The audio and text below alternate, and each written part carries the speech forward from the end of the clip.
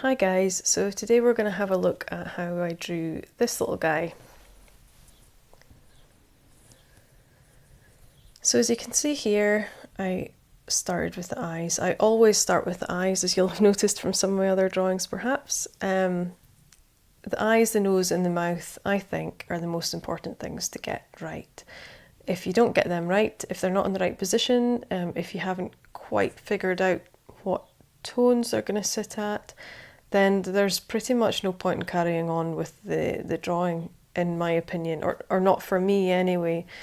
So as you can see here, I've positioned them, I've made sure that they make sense together, and I've put down just early layers to make sure that I know roughly where I'm going to go with them.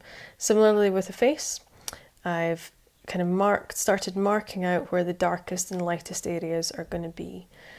The clothes on this one were a tricky decision to make. So usually I would leave them out, but in this case I decided that the shadows were hitting the face in such a way that they didn't make sense without the clothes being there. So particularly here where you can see I filled in the shadows under the hood, that was a very purposeful decision.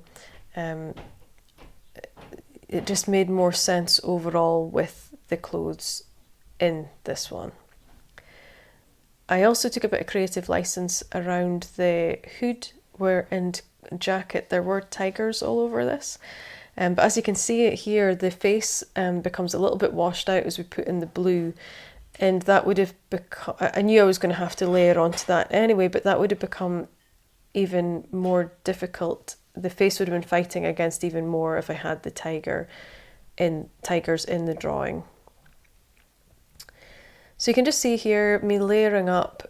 So I've obviously had the base layers on, and I'm now layering up to just create a little bit more depth and intrigue.